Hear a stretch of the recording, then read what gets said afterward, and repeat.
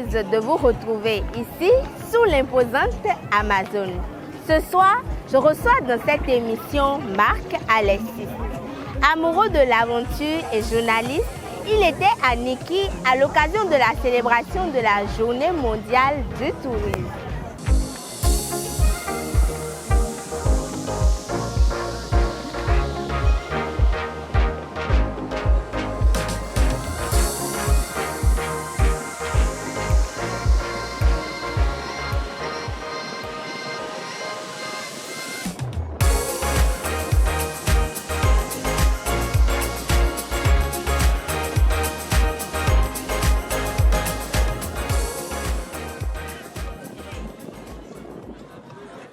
Bonsoir Marc. Bonsoir Belle Rose. Comment tu vas? Je vais très bien et toi? Je vais très bien aussi. Bienvenue à la place de l'Amazone. Merci, c'est vraiment une place superbe. D'accord, dis-moi, c'est ta première fois ici ou quoi? Non, je suis déjà venu plusieurs fois et en fait je viens, c'est un peu le hasard de mes déplacements et de mes séjours au Bénin, je viens toujours quelques heures avant de prendre mon avion pour repartir en France chez moi. Alors, quelque part je suis content de rentrer et voir ma famille, ma femme, mes enfants.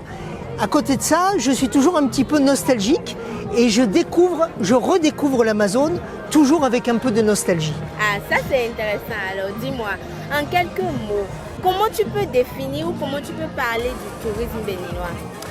Ah, le tourisme béninois, c'est peut-être ce qui est incarné justement par l'Amazone. Il y a beaucoup de force, il y a beaucoup de volonté d'unité, d'union, d'entreprendre. Et le tourisme, c'est peut-être ça aujourd'hui qui est demandé aussi par les autorités. Il y a un potentiel, il est évident, il y a des paysages, il y a des architectures, il y a des traditions, mais il faut que les Béninois se saisissent de tout ça pour entrer dans une véritable dynamique. Il faut que les Béninois se saisissent de tout ça pour entrer dans une véritable dynamique. Et c'est un petit peu comme l'Amazone, c'est pas parce qu'elle est là que tout va se faire tout seul. Elle montre un cap. Le tourisme, c'est ça. Il y a un cap à prendre, il y a un cap à saisir. Et je pense qu'il y a un véritable potentiel. Ah, c'est intéressant tout ça. Quelle a été ta plus belle expérience ici au Bénin? Ah, il y en a plein. Mais humainement, ce qui m'a le plus marqué, c'est une rencontre dans un village proche des chutes de Copa, où on m'a proposé de rencontrer le chef de village, un vieux monsieur. Et il m'a marqué parce il s'est montré à moi dans un habit très simple, une peau de chèvre. Et il m'a expliqué que ça faisait 50 ans qu'il était habillé comme ça et qu'il continuerait à être habillé comme ça. Et pour moi, ça c'est tout le paradoxe du Bénin. Des traditions ancestrales et une modernité, une ville moderne, des gens modernes, des ambitions d'infrastructures et d'économie moderne. Ça m'a marqué. On ne peut parler de tourisme sans parler de baie, sans parler de plat. Alors dis-nous, quel a été ton plat béninois préféré? Alors là, je vais te faire une confidence, Belle Rose. En fait, j'ai un petit souci alimentaire qui fait que je suis allergique et sérieusement allergique au piment. Et vous, les Béninois, vous mettez du piment partout. Donc moi, je ne peux pas goûter effectivement les plats béninois parce que j'ai trop peur d'être vraiment malade, parce que mon allergie est sérieuse. En revanche, j'aime beaucoup manger le poisson ici au Bénin, et puis les bananes qui sont frites. Ça, j'aime beaucoup manger les bananes frites. On appelle ça aloko. Voilà, aloko.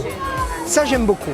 D'accord. Alors Marc, dis-moi, que penses-tu du dynamisme en cours dans le secteur touristique au Bénin? Il est réel, il est évident. Moi, j'ai été frappé, je connais le Bénin depuis 2012. Je suis venu plusieurs années, puis j'ai fait une pause. Et il y a 2 ans, je suis revenu. Ce qui m'a le plus frappé, ce sont les infrastructures routières. Et là, c'est vrai que le président Talon et son gouvernement ont fait énormément pour les routes dans le Bénin. On ne peut pas parler de tourisme si on ne peut pas se déplacer. On ne peut pas parler de tourisme si on ne peut pas téléphoner et rester en contact avec ses amis, sa famille. Il y a énormément d'efforts qui ont été faits. Et la dynamique touristique dont tu parles, elle passe par les infrastructures routières, les moyens de communication. La dynamique du tourisme, elle existe. Il faut continuer à s'en saisir et il faut continuer à convaincre des Européens de venir ici, passer des vacances, passer des séjours. C'est vrai que c'est un petit peu loin par rapport à l'Europe, mais le dépaysement, c'est incroyable et la chaleur humaine, c'est fantastique. Alors Marc, si je comprends bien, tu peux recommander le Bénin aux touristes? Ah ben oui, je recommande le Bénin aux touristes. Et ça, je ne m'en prive pas et je n'ai pas attendu la question pour le faire. Je le fais à travers les émissions que je peux assurer sur KO. Je peux recommander bien évidemment à tous mes réseaux sociaux, à tous mes followers sur les réseaux sociaux, de venir au Bénin, de vivre cette expérience humaine incroyable. Alors, quel est ton mot de fin à l'endroit de tous ces Béninois qui nous suivent? Merci pour vos accueils que vous répétez sans cesse à chaque fois que je viens, de plus en plus. Je sais aussi que j'ai la chance d'être de plus en plus connu par certains d'entre vous et par un grand nombre qui ne cesse de grandir, de croître. Et ça me fait énormément chaud au cœur. Merci beaucoup. Vive le Bénin. Merci beaucoup à toi Marc pour la disponibilité. Merci Belle Rose. Merci beaucoup à vous chers internautes de nous avoir suivis jusqu'à la fin. Et n'oubliez pas, dites-nous ce que vous pensez de tourisme béninois en commentaire. Et à la prochaine pour un autre numéro. Marc, on se fait une photo. Non? Allez, on se fait une photo avec l'Amazone. Hop. Voilà, avec l'Amazone.